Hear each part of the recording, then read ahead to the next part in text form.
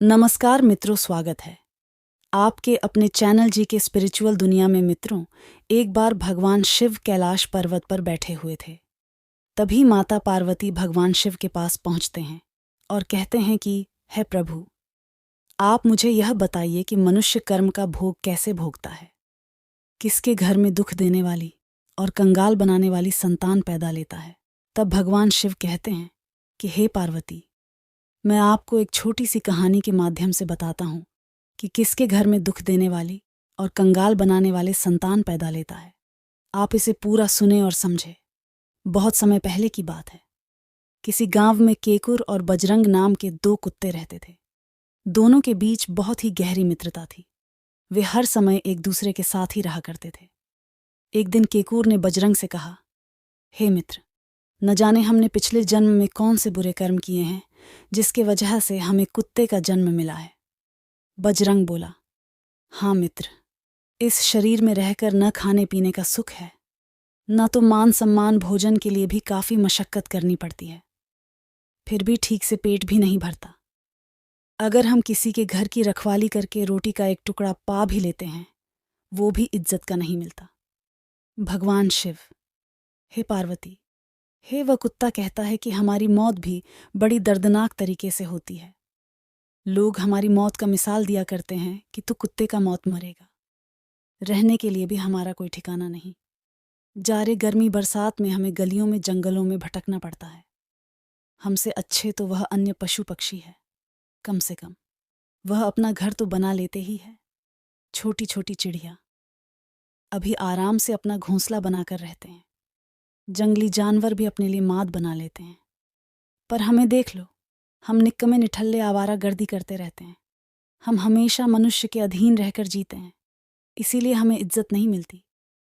विद्वान लोगों ने पहले ही कहा है, पराए घर में रहना और दूसरों के जीवन पर निर्भर रहना सबसे बड़ा कष्टदायी होता है। वह स्वतंत्र होकर कोई भी काम नहीं कर सकता।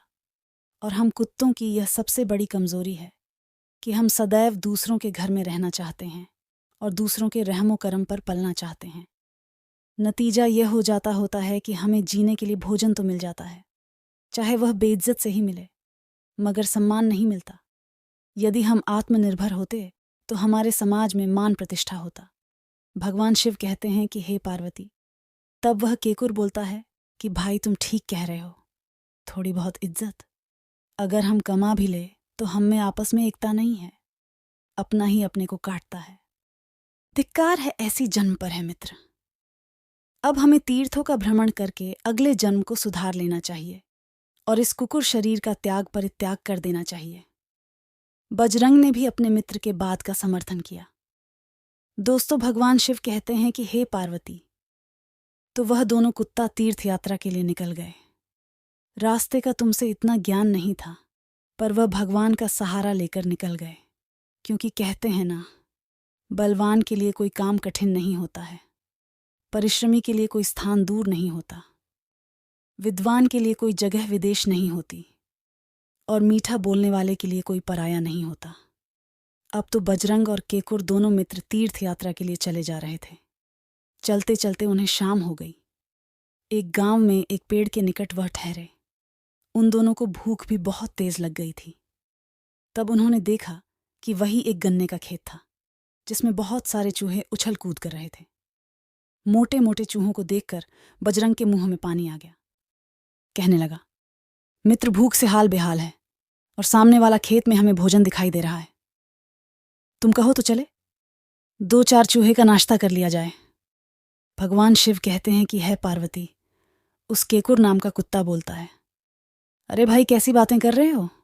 थोड़ा शुभ शुभ बोलो। हम दोनों शिकार के लिए नहीं आए हैं, तीर्थ यात्रा पर आए हैं। और जब तक हम तीर्थ यात्रा का भ्रमण करेंगे तब तक हम किसी जीव को मारना तो दूर मारने के बारे में सोचेंगे भी नहीं। यदि हमने ऐसा किया तो हमें तीर्थ का कोई फल नहीं मिलेगा और उल्टा पाप ही लग जाएगा। हमें इस समय हिंसा से रहित शाकाहारी भोजन से ही काम चलाना है। तो फिर बजरंग बोला, है मित्र, शाकाहारी भोजन तो हमें गांव में ही मिल सकता है। एक काम करते हैं, हम दोनों इस सामने वाले गांव में जाते हैं और जिसको जो मिल जाए वह खाकर अपना भूख मिटा कर इस वृक्ष के पास आ जाना। अब तो केकुर और बजरंग दोनों कुत्ते गांव में पहुंच गए। गांव में हुए दोनों अलग अलग भोजन ढूंढने लगे। कुत्ता एक ब्राह्मण के द्वार पर पहुंचा। ब्राह्मण पूजा पाठ करके भोजन ग्रहण करने ही वाला था। इधर ब्राह्मणी ने उसके भोजन के थाल को सजा दिया। ब्राह्मण वाराही भगवत भक्ति था तो वह सबसे पहले उसने भगवान को भोग लगाया। इतने में केकुर ने उसके थाली में मुंह डाल दिया और उसकी थाली से एक पूरी निकालकर द्वार पर बैठकर खाने लगा। ब्राह्मण ने देखा कि भोजन की थाल में कुत्ते ने डाल दिया है तो राम राम कह के उठ गया। भगवान शिव कहते हैं कि है। पार्वती व ब्राह्मण अपने पत्नी से कहते हैं कि भोजन तो कुत्ते ने झूठा कर दिया। थाली का भोजन उस कुत्ते को ही दे दो लगता है। बेचारा बहुत ही भूखा है। ब्राह्मणी को थोड़ा बुरा जरूर लगा क्योंकि उसने बड़ी ही मेहनत से भोजन तैयार की थी, लेकिन जीवों के प्रति उसमें भी दया की भावना थी। इसलिए ब्राह्मणी ने बड़े ही प्यार से उस थाली के सारा भोजन कुत्ते को दे। खीर पूरी दही व्यंजनों का भोजन करके केकुर नाम का कुत्ता बहुत ही प्रसन्न हुआ। उसने ब्राह्मण ब्राह्मणी को खूब दुआएं दी और फिर वापस उसी पेड़ के नीचे पहुंच गया और अपने मित्र बजरंग के आने की प्रतीक्षा करने लगा। उधर बजरंग भी भोजन की तलाश करते करते गांव के एक सेठ के घर में घुस गया। उसे सेठ भी भोजन करने के लिए बैठा ही था कि बजरंग में सेठ के थाली में मुंह डाल दिया और उसमें से एक पूरी निकालकर द्वार पर बैठकर खाने लगा। यह सब देखकर सेठ को बहुत ही गुस्सा आया। उसने लाठी उठाया और कुत्ते के पीछे जाकर लाठी बरसानी शुरू कर दी। बेचारा बजरंग निश्चिंत होकर पूरी खाने में लगा था। भगवान शिव कहते हैं कि हे पार्वती, इधर जैसे ही सेठ की लाठी उस पर परी लाठी का वार इतना तेज था, कुत्ता वहीं के वहीं बैठा रह गया। उसकी कमर टूट चुकी थी। वह लंगड़ता हुआ सरकता हुआ वहां से चल दिया। उसने यह सपने में भी नहीं सोचा था कि एक पूरी खाने की इतनी बड़ी कीमत चुकानी पड़ेगी। मनुष्य स्वार्थी होगा, यह तो पता था, लेकिन इतना निर्दय होगा, यह नहीं पता था। कमर टूट जाने के कारण अब उससे चला भी नहीं जा रहा था। उधर उसका मित्र केकुर पर के नीचे बैठकर उसके लौटने की प्रतीक्षा कर रहा था। सोचने लगा कि काफी देर हो गई, अभी तक मेरा मित्र नहीं लौटा है। कहीं वह किसी मुसीबत में तो नहीं फंस गया। यही सोचकर केकुर बजरंग को तलाशने के लिए गांव की तरफ चल दिया। गांव के निकट पहुंचने पर उसे अपना मित्र बजरंग दिखाई दिया, जो घिसकता हुआ जैसे तैसे गांव के बाहर आ रहा था। उसके आंखों से आंसुओं की धार बह रही थी। वह अकेले 2 पैरों से सरकता हुआ यहां तक आया था। केकुर ने बजरंग की टूटी हुई पैर देखा तो बहुत दुख हुआ। पूछने लगा कि है मित्र, तुम्हें इस दशा में किसने पहुंचाया है? तो बजरंग नहीं। रोते रोते सेठ के निर्दयतापूर्ण व्यवहार अपने मित्र को बता दिया। सेठ के निर्धनता पर उस केकुर का खून खौल गया, पर वह कर भी क्या सकता था। वह एक पशु जो ठहरा बजरंग कहता है कि मेरा जीना और ना जीना अब तो एक सा हो गया है। सेठ ने मेरा कमर तोड़कर मेरा तीर्थ का भ्रमण करने से भी वंचित कर दिया है। अब टूटी कमर के साथ में और जीना नहीं चाहता। मुझे तुम किसी तरह से यहां से ले चलो और मैं अपनी प्राण त्याग देना चाहता हूं। कीकुर जैसे तैसे बजरंग को वहां से ले गया और आगे गया और फिर आगे जाकर एक नदी में कूदकर अपना प्राण त्याग दिया। केकुर ने भी अपने मित्र के साथ प्राण त्याग दिया। इस प्रकार से दोनों मित्र नदी में कूदकर अपने प्राण त्याग दिए। तीर्थ का भाव लेकर वह दोनों निकले थे, इसलिए भगवान ने उनके आगे पीछे के सारे पापों को नष्ट कर दिया और भगवान उन्हें मनुष्य शरीर में भेजने का निश्चय किया। भगवान की प्रेरणा से केकुर ने इस ब्राह्मण के घर में पुत्र रूप में जन्म ले लिया और बजरंग ने इस सेठ के घर में जाकर जन्म लिया। संयोग से दोनों के घर में पहले कोई संतान नहीं था। पहली बार सेठ के घर में एक संतान जन्म लिया था, जिसके लिए सेठ ने बहुत बड़ा उत्सव मनाया। पूरे नगर में दावत दी। अभी तो खुशी का माहौल समाप्त भी नहीं हुआ था कि सेठ को पता चली कि उसके व्यापार में बहुत बड़ा नुकसान हो गया है और उसके गोदाम में आग लग गई है। यह देखकर सेठ को बहुत बड़ा सदमा लगा। वह सेठ अभी तक इस सब में से बाहर नहीं निकल पाया था कि उसकी पत्नी भयंकर रोग से ग्रसित हो गई। सेठ की सारी संपत्ति धीरे धीरे बिककर उसके उपचार में लग गई। घर केकुर जब ब्राह्मण के घर में जन्म लिया तो ब्राह्मण को राजा के यहाँ आमेट की नौकरी लग गई। ब्राह्मण की सलाह से राजा का राज्य कर बहुत ही अच्छे ढंग से चलने लगी। कोई भी युद्ध राजा हारता नहीं था, क्योंकि ब्राह्मण उसे अच्छी रणनीति बनाकर देता था। कुछ दिनों बाद राजा ने ब्राह्मण को अपना प्रधानमंत्री घोषित कर दिया। गरीब ब्राह्मण और पूरे राज्य का प्रधानमंत्री बन गया था।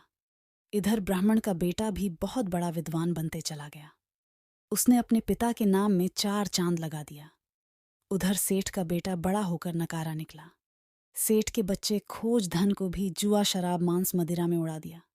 सेठ अगर कुछ भी कहता तो बेटा उसे मारता पिता और गाली देता था। एक दिन नशे में उसका बेटा सेठ को इतना पिता कि उसकी कमर ही टूट गई। अब तो उसे चल फिर भी नहीं हो रहा था। सारा दिन घर पर ही पड़ा रहता था, अपने कुकर्मों की सजा भोगता रहता था।